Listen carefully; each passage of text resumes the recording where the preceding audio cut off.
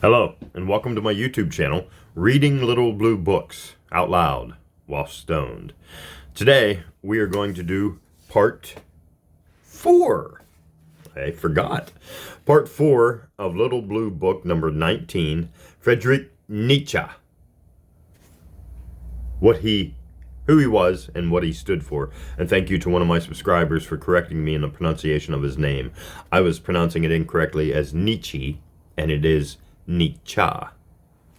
Thank you. All right, now for part 4.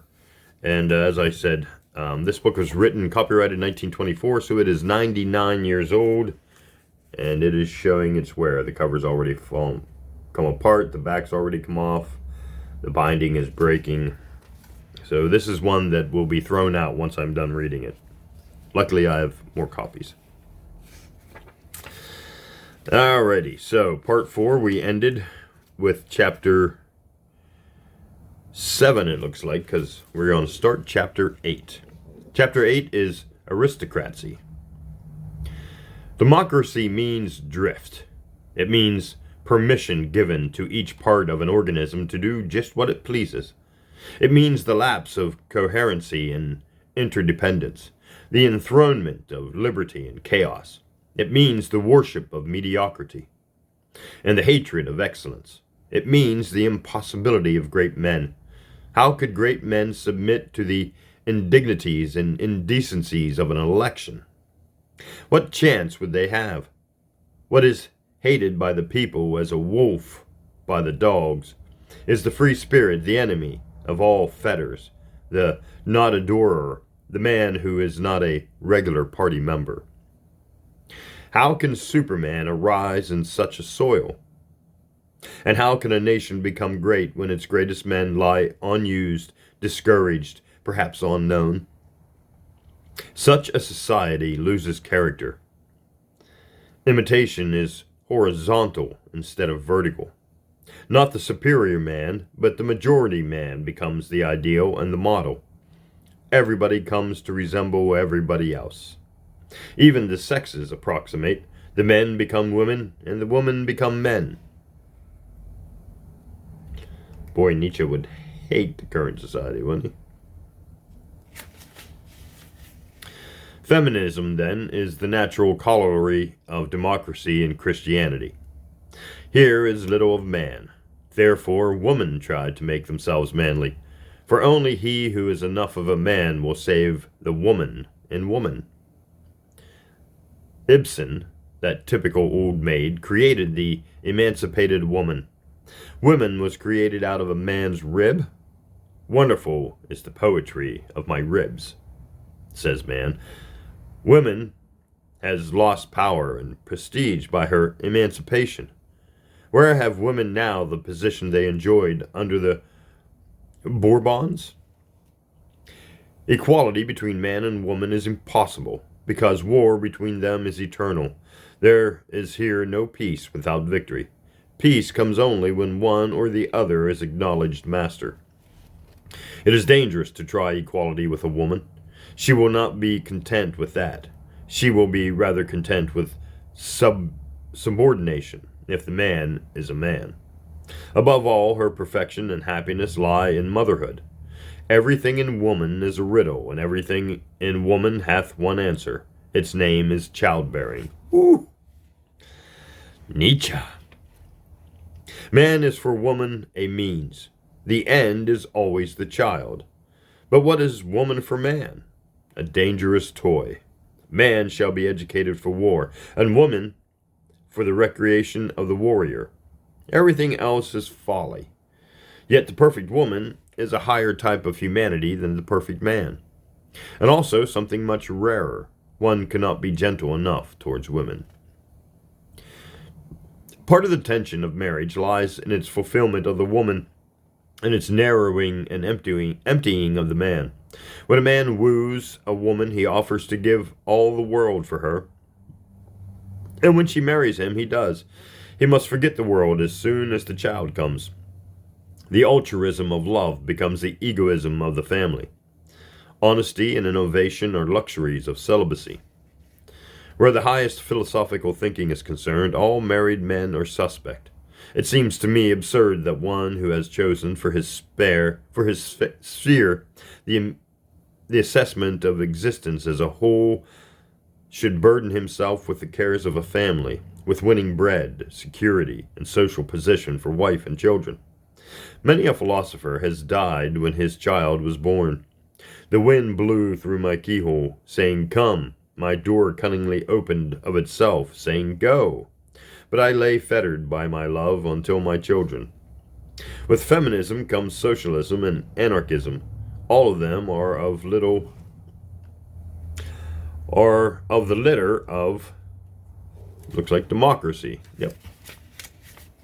If equal political power is just, why not equal economic power? Why should there be leaders anywhere? There are socialists who would admire the book of Zarathustra, but their admiration is not wanted.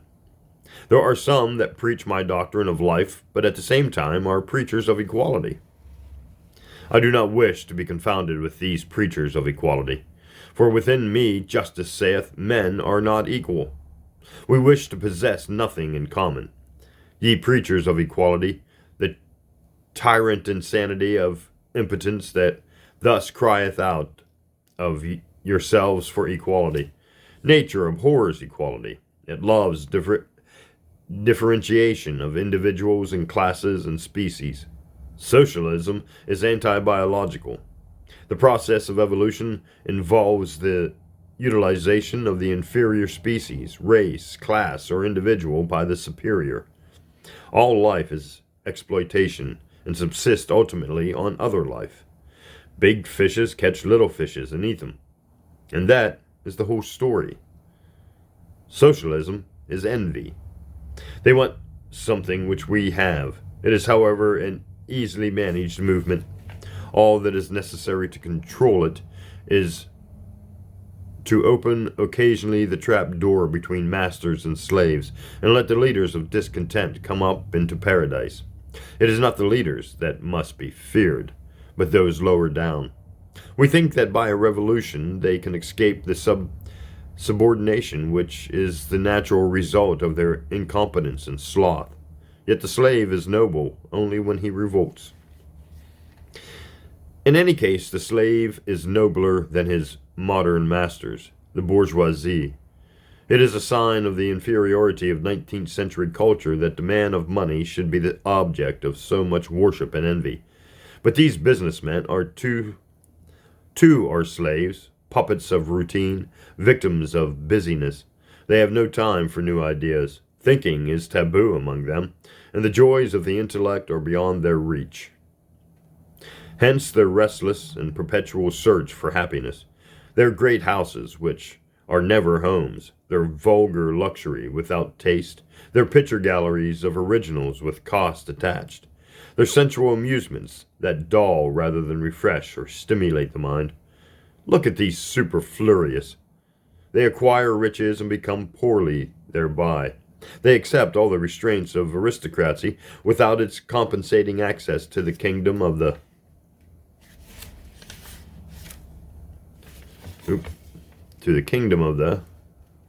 pages are difficult to get apart. Come on. There, almost. To the kingdom of the kingdom of the mind. Hydration. Okay. See how they climb? These swift apes? They climb over one another and thus drag themselves into the mud and depths. The stench of shopkeepers, the wriggling of ambition, the evil breath. There is no use in such men having wealth, for they cannot give it dignity by noble use, by the discriminating patronage of letters or the arts. Only a man of intellect should hold property.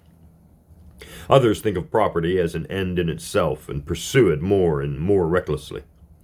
Look at the present madness of nations, which desire above all to produce as much as possible and to be as rich as possible. At last man becomes a bird of prey. They live in ambush for one another. They obtain things from each other by lying in wait. This is called by them good neighborliness. They seek the smallest profits out of every sort of rubbish. Today, Mercantile morality is really nothing but a refinement on piratical morality, buying in the cheapest market and selling in the dearest. And these men cry out for laissez-faire, to be let alone. These very men who most need supervision and control. Perhaps even some degree of socialism, dangerous as that is, would be justified here. We should take all the branches of transport and trade which favor the accumulation of large fortunes, especially therefore the money market, out of the hands of private persons or private companies, and look upon those who own too much, just as upon those who own nothing, as types fraught with danger to the community. Higher than the bourgeois, and lower than the aristocrat is the soldier. A general who uses up soldiers on the battlefield, where they have the pleasure of dying under the anesthesia of glory, is far nobler than the employer who uses up men in his profit machine. Observe with what relief men leave their factories for the field of slaughter. Napoleon was not a butcher, but a benefactor. He gave men death with military honors instead of death by economic attrition. People flocked to his lethal standard because they preferred the risk of battle to the unbearable monotony of making another million of collar buttons. It is to Napoleon that the honor shall one day be given of having made for a time a world in which the man, the warrior, outweighed the tradesman and the Philistine. War is an admirable remedy for people who are growing weak and comfortable and contemptible. It excites instincts that rot away in peace. War and universal military service are the necessary antidotes to democratic effeminacy. I don't know. When the instincts of a society ultimately make it give up war and conquest, it is decadent. It is ripe for democracy in the role of shopkeepers. Yet the causes of modern war are anything but noble. Dynastic and religious wars were a little finer than setting trade disputes with guns. Within 50 years, these Babel governments, the democracies of Europe, will clash in a gigantic war for the markets of the world. But perhaps out of that madness will come the unification of Europe, an end for which even a trade war would not be too great a price to pay. For only out of a unified Europe can come that higher aristocracy by which Europe may be redeemed. The problem of politics is to prevent the businessman from ruling. For such a man has the short sight and narrow grasp of a politician, not the long view and wide range of the born aristocrat trained to statesmanship. The finer man has a divine right to rule, i.e., the right of superior ability. The simple man has his place, but it is not on a throne. In his place the simple man is happy, and his virtues are as necessary to society as those of the leader. It would be absolutely unworthy a deeper mind to consider mediocrity in itself as an objection. Industriousness, thrift, regularity, moderation, strong conviction. With such virtues, the mediocre man becomes perfect, but perfect only as an instrument. A high civilization is a pyramid. It can stand only upon a broad base. Its prerequisite is a strongly and soundly consolidated mediocrity. Always and everywhere, some will be leaders and some followers. The majority will be compelled and will be happy to work under the intellectual direction of higher men. And now a quote from Nietzsche, I guess. Wherever I found living things, there also I heard the speech of obedience. All living things are things that obey, and this is the second. He is commanded who cannot obey his own self.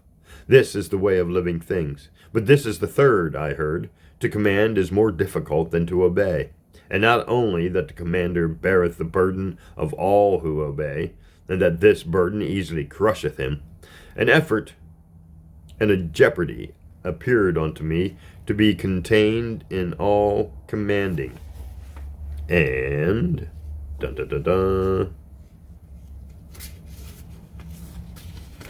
Yep, one more page. Come on, you can do it. And, is that the right page? Yep. And, whenever living things command, they risk themselves. Unquote. Hydration for Cottonmouth.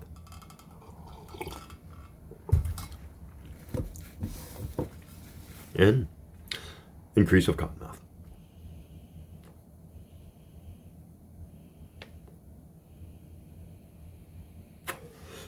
There we go. Alrighty. The ideal society, then, would be divided into three classes. Producers, which would be farmers, proletaires, and businessmen. Officials would be soldiers and functionaries, and rulers. The latter would rule, but they would not officiate in government. The actual work of government is a menial task. The rulers will be philosopher-statesmen rather than office holders. Their power will rest on the control of credit in the army, but they themselves will live more like soldiers than like financiers. They will be Plato's guardians again. Plato was right. Philosophers are the highest men. They will be men of refinement as well as of courage and strength, scholars and generals in one. They will be united by courtesy and corps d'esprit. These men are kept rigorously within bounds by morality, veneration, custom, gratitude, still more by reciprocal surveillance, by jealousy, inter pares. And on the other hand, in their attitude towards one another, they will be inventive in consideration, self-command, delicacy, pride, and friendship.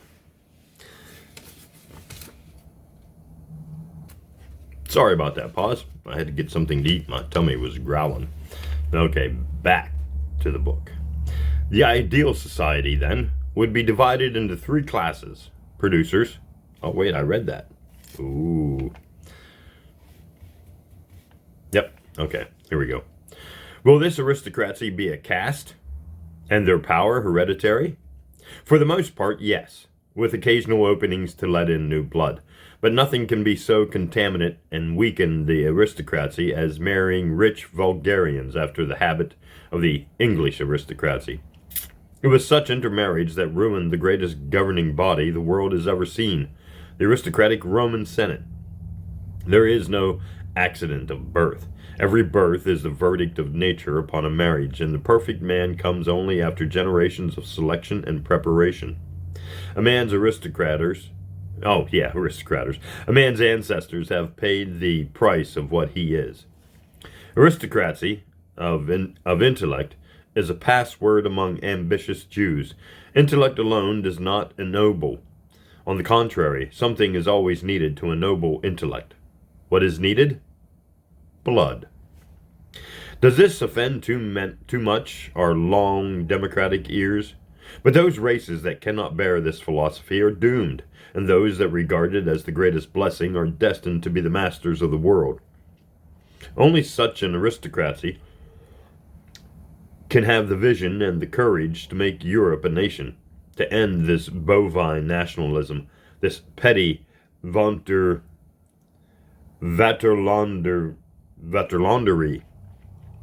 Let us be good Europeans, as Napoleon was, and Goethe, and Beethoven, and Schopenhauer.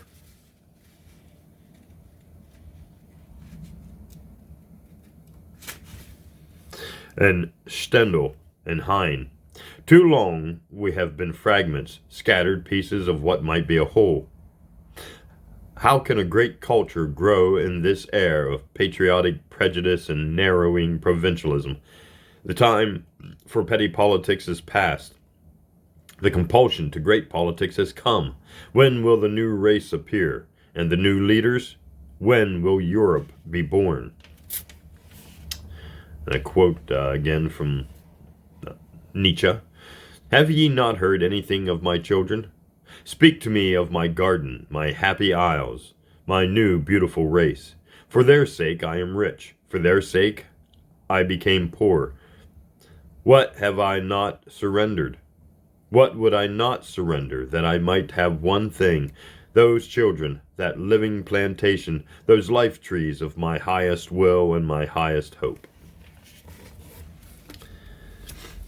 Chapter 9, titled Criticism. But first, hydration. And then to complete the vicious circle,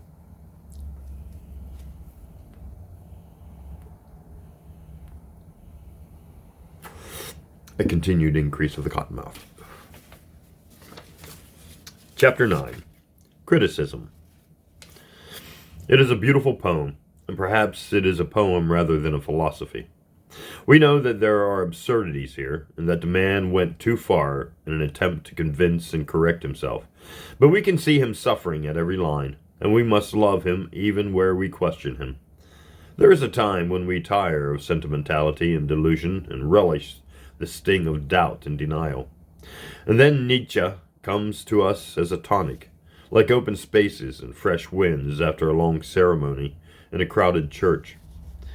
He who knows how to breathe in the air of my writings is conscious that it is the air of the heights, that it is bracing.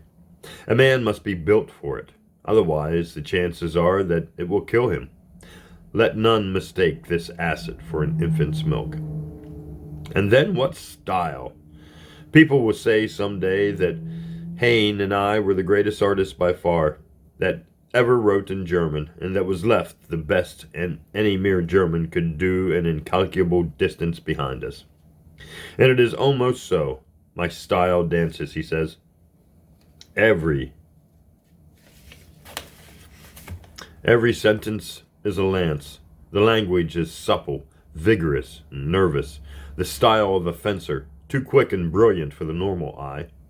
But on rereading him, we perceive that something in this brilliance is due to exaggeration, to an interesting, but at last neurotic egotism, to an over-facile inversion of every accepted notion, the ridicule of every virtue, the praise of every vice.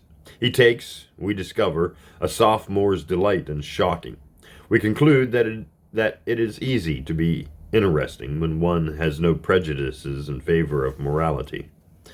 These dogmatic assertions, these unmodified generalizations, these prophetic repetitions, these contradictions of others not more than of himself, reveal a mind that has lost its balance and hovers on the edge of madness. At last, this brilliance tires us out and exhausts our nerves, like whips upon the flesh, or loud emphasis in conversation, or promiscuous italics in correspondence. There is a sort of Teutonic bluster in this violence of speech, none of that restraint which is the first principle of art, none of that balance, harmony, and controversial urbanity, which Nietzsche so admired in the French.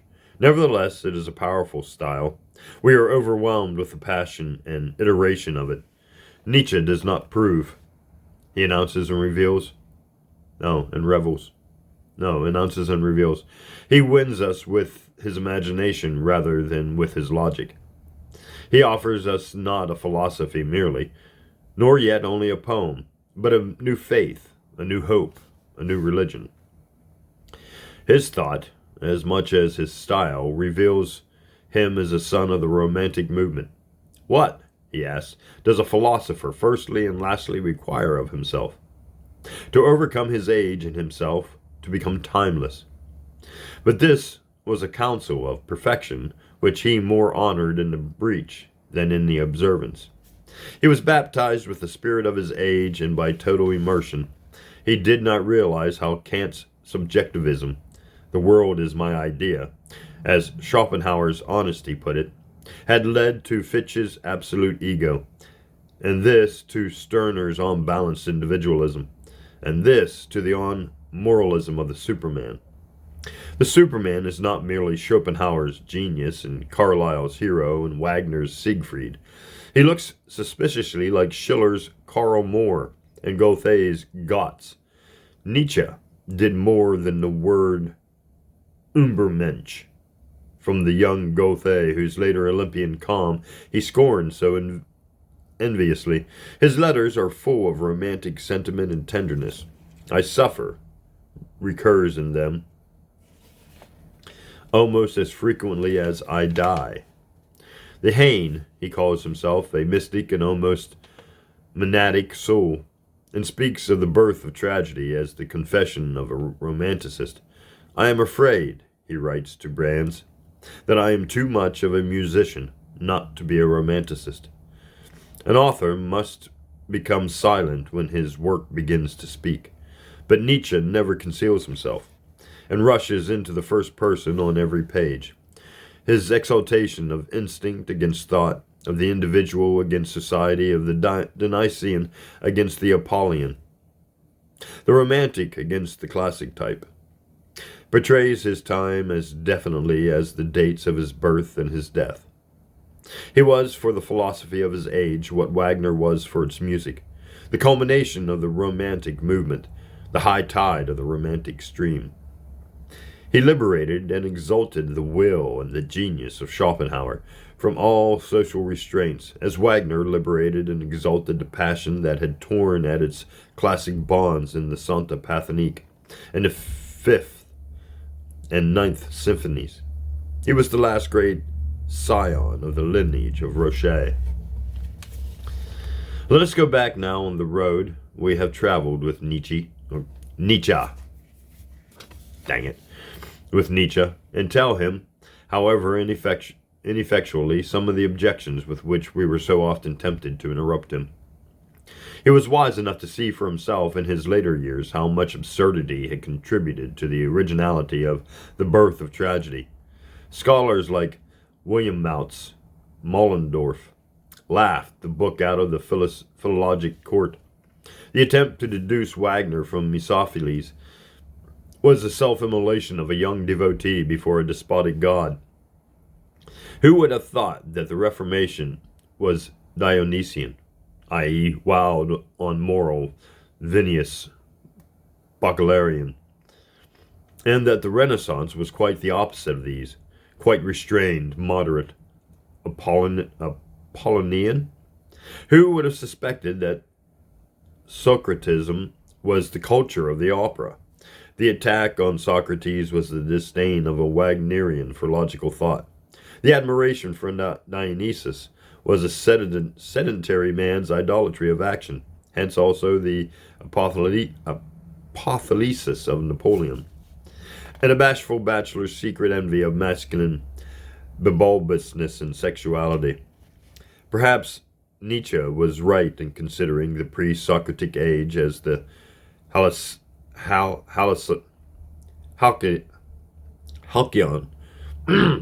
halcyon days of Greece. No doubt the Peloponnesian War undermined the economic and political basis of Periclean culture, but it was a little absurd to see it in Socrates only a disingenerating criticism, as if Nietzsche's own function was not chiefly this, and not also a work of salvage for a society ruined, not by philosophy, but by war and corruption and immorality. Only a professor of paradox could rank the obscure and dogmatic fragments of Heraclitus above the mellowed wisdom and the developed art of Plato. Nietzsche denounces Plato, as he denounces all his creditors. No man is a hero to his debtor. But what is Nietzsche's philosophy but the ethics of Thrasymachus and Callicles, and the politics of Plato's Socrates? And the politics of Plato's Socrates, with all his philology, Nietzsche never quite penetrated to the spirit of the Greeks, never learned the lesson that moderation and self-knowledge, as taught by Delphic inscriptions and the greater philosophers, must bank without extinguishing the fires of passion and desire, that Apollo must limit Dionysus. Some have described Nietzsche as a pagan, but he was not that. Neither Greek pagan like Pericles, nor German pagan like Goethe. He lacked the balance and restraint that made these men strong. I shall give back to men the serenity which is the condition of all culture, he writes. But alas, how can one give what one has not? Of all Nietzsche's books, Zarathustra is safest from criticism, partly because it is obscure and partly because its inexpugnable merits dwarf all fault-finding. The idea of eternal recurrence, though common to the Apollonian, Spencer as well as to the Dionysian, Nietzsche strikes one as an unhealthy fancy, a weird last-minute effort to recover the belief in immortality. Every critic has seen the contradiction between the bold preachment of egoism. Zarathustra proclaims the ego whole and holy and selfishness blessed, an unmistakable echo of Stirner, and the appeal to altruism and self-sacrifice in the preparation and service of the Superman. But who, reading this philosophy, will classify himself as servant and not as Superman? As for the ethical system of beyond good and evil and the genealogy of morals, it is a stimulating exaggeration. We acknowledge the need of asking men to be braver and harder on themselves. Almost all ethical philosophies have asked that. But there is no urgent necessity for asking people to be crueler and more evil. Surely this is a work of supererogation,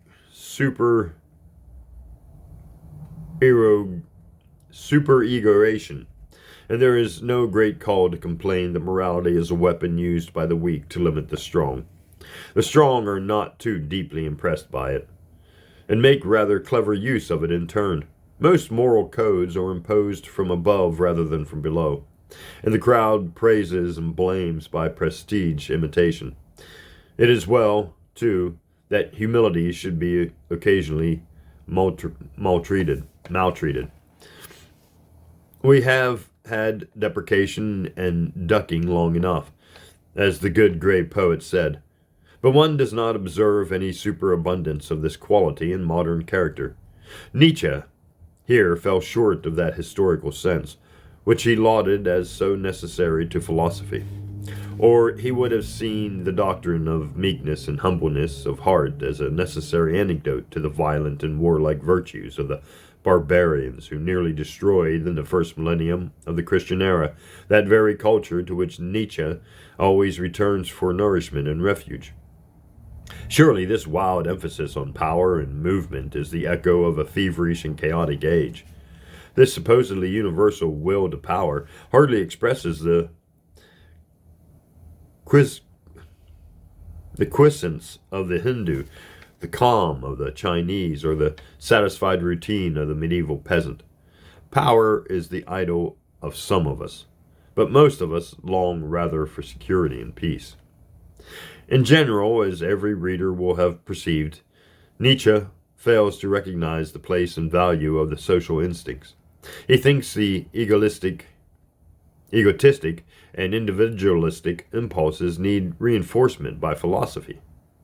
One must wonder where were Nietzsche's eyes when all of Europe was forgetting in a sloth of selfish wars those cultural habits and acquisitions which he admired so much and which depend so precariously on cooperation and social amenity and self-restraint. The essential function of Christianity has been to moderate by the inculcation of an extreme ideal of gentleness the natural barbarity of men, and any thinker who fears that men have been corrupted out of egoism into an excess of Christian virtue needs only to look about him to be comforted and reassured. Made solitary by illness and nervousness and forced into a war with the sluggishness and mediocrity of men, Nietzsche was led to suppose that all the great virtues of the virtuous of men who stand alone. He reacted from Schopenhauer's submergence of the individual in the species of an unbalanced liberation. Unbalanced liberation of the individual from social control. Foiled in his search for love, he turned upon women with a bitterness unworthy of a philosopher, and unnatural in a man. Missing patronage, and losing friendship, he never knew that the finest movements of life come through mutuality and friendship rather than from domination and war. He did not live long enough or widely enough to mature his half-truths into wisdom. Perhaps if he had lived longer, he would have turned his strident chaos into a harmonious philosophy. Truer to him than of the Jesus to whom he applied them were his own words. He died too early. He himself would have revoked his doctrine had he reached a riper age. Noble enough to revoke he was, but death had other plans. Perhaps in politics his vision is sounder than in morals. Aristocracy is the ideal government. Who shall deny it? O ye kind heavens! There is in every nation a fittest, a wisest, bravest, best. Whom could we find and make king over us? All were in truth, well, by what art discover him? Will the heavens in their pity teach us no art? For our need of him is great. But who are the best? Do the best appear only in certain families? And must we therefore have hereditary aristocracy? But we had it, and it led to clique pursuits, class irresponsibility, and stagnation. Perhaps aristocracies have been saved as often as destroyed by intermarriage with the middle classes. How else has the English aristocracy maintained itself? And perhaps inbreeding degenerates. Obviously, there are many sides to these complex problems at which Nietzsche had flung so lustily his yeas and nays. Hereditary aristocrats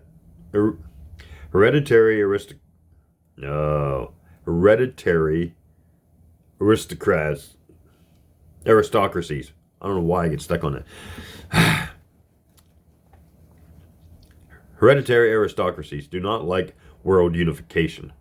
They tend to a narrowly nationalistic policy, however cosmopolitan they may be in conduct. If they abandoned nationalism, they would lose a main source of their power, the manipulation of foreign relations. And perhaps a world state would not be so beneficial to culture as Nietzsche thinks. Large masses move slowly, and Germany probably did more for culture when she was merely a geographical expression, with independent courts rivaling one another in their patronage of art, than in her days of unity and empire and expansion. It was not an emperor who cherished Goethe and rescued Wagner. It is a common delusion that the greatest periods of culture have been ages of hereditary aristocracy. On the contrary, the efflorescent periods of Pericles and Medici and Elizabeth and a Romantic age were nourished with the wealth of a rising bourgeoisie, and the creative work in literature and art was done not by aristocratic families, but by the offspring of the middle class. By such men as Socrates, who was the son of a midwife, and Voltaire, who was the son of an attorney, and Shakespeare, who was the son of a butcher. It is ages of movement and change that stimulate culture, creation, ages in which a new and vigorous class is rising to power and pride, and so in politics. It would be suicidal to exclude from statesmanship such genius as lacked aristocratic pedigree. The better formula, surely, is a career open to talent, wherever born, and genius has a way of getting born in the most outlandish places. Let us be ruled by all the best. An aristocracy is good only if it is a fluent body of men who patent to power lies not in birth but in ability.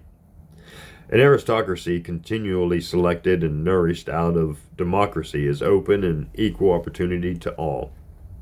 After these deductions, if they must be made, what remains? Enough to make the critic uncomfortable.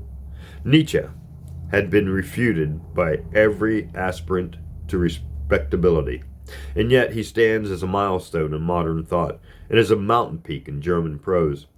No doubt he was guilty of a little exaggeration when he predicted that the future would divide the past into before Nietzsche and after Nietzsche. But he did succeed in effecting a wholesome critical review of institutions and opinions that for centuries had been taken for granted. It remains that he opened a new vista into Greek drama and philosophy, that he showed at the outset the seeds of romantic decadence in the music of Wagner, that he analyzed our human nature with subtlety as sharp as a surgeon's knife, and perhaps as salutary, that he laid bare some hidden roots of morality and no other modern thinker had done, that he introduced a value hitherto practically unknown in the realms of ethics, namely aristocracy. After he compelled an honest taking of thought about the ethical implications of Darwinism, that he wrote the greatest prose poem in the literature of his century, and, this above all, that he conceived of man as something that man must surpass. He spoke with bitterness, but with invaluable sincerity, and his thought went through the clouds and cobwebs of the modern mind like cleansing lightning in a rushing wind. The air of European philosophy is clearer and fresher now because Nietzsche wrote. Chapter 10. Finale. I love him who willeth the creation of something beyond himself, and then perisheth, said Zoroaster. Undoubtedly, Nietzsche's intensity of thought consumed him prematurely. His battle against his time had unbalanced his mind. It has always been found a terrible thing to war with the moral systems of one's age. It will have its revenge. From within and from without, towards the end of Nietzsche's work grew in bitterness. He attacked persons as well as ideas, Wagner, Christ, etc. Growth is wisdom, he wrote, may be exactly measured by decrease in bitterness. But he could not convince his pen. Even his laughter became neurotic as his mind broke down. Nothing could better reveal the poison that was corroding him than the reflection. Perhaps I know best why man is the only animal that laughs. He alone suffers so excruciatingly that he was compelled to invent laughter. Disease and increasing bitter blindness were the physiological side of his breakdown. He began to give way to paranoid delusions of grandeur and persecution. He sent one of his books to Taine with a note assuring the great critic that it was the most marvelous book ever written, and he filled his last book, Ecce Homo, with such mad self-praise as we have seen. Ecce Homo, alas, we behold the man here too clearly. Pardon me. Perhaps a little more appreciation by others would have forestalled this compensatory egotism and given Nietzsche a better hold upon perspective and sanity. But appreciation came too late. Taine sent him a generous word of praise when almost all others ignored or reviled him. Brands wrote to tell him that he was giving a course of lectures on the aristocratic radicalism of Nietzsche at the University of Copenhagen. Strindberg wrote to say that he was turning Nietzsche's ideas to dramatic use. Perhaps best of all, an anonymous admirer sent a check for $400.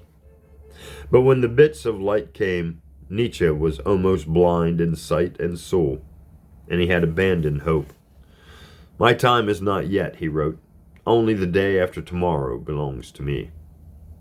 The last blow came at Turin in January of 1889 in the form of a stroke of apoplexy. He stumbled blindly back to his attic room and dashed off mad letters to Cosmia, Wagner, 4 words, Eridane, I love you, to Brands, a longer message, signed The Crucified, and to Burckhardt and Overbeck, such fantastic missives that the latter hurried to his aid. He found Nietzsche plowing the piano with his elbows, singing and crying his Dionysian ecstasy. They took him at first to an asylum, but soon his old mother came to claim him and take him under her own forgiving care. What a picture! The pious woman who had borne sensitively sensitively but patiently the shock of her son's apostasy from all that she held dear, and who, loving him none the less, received him now into her arms like another Paita. She died in 1897, and Nietzsche was taken by his sister to live with her in Weimar. There a statue of him was made by Kramer, a pitiful thing, showing the once powerful mind broken, helpless, and resigned. Yet he was not all unhappy. The peace and quiet which he had never had when sane were his now. Nature had had mercy on him when she made him mad. He caught his sister once weeping as she looked at him, and he could not understand her tears. "Lisbeth," he asked, "why do you cry? Are we not happy?" On one occasion he heard talk of books. His pale face lit up. "Ah," he said, brightening, "I too have written some good books." And the lucid moment passed. He died in 1900. Seldom has a man paid so great a price for genius. Sounds like he might have died of Alzheimer's. Thank you for listening. And that is the end of Little Blue Book number 19. Friedrich Nietzsche, who he was and what he stood for. Thanks for listening, and join me in the next Little Blue Book.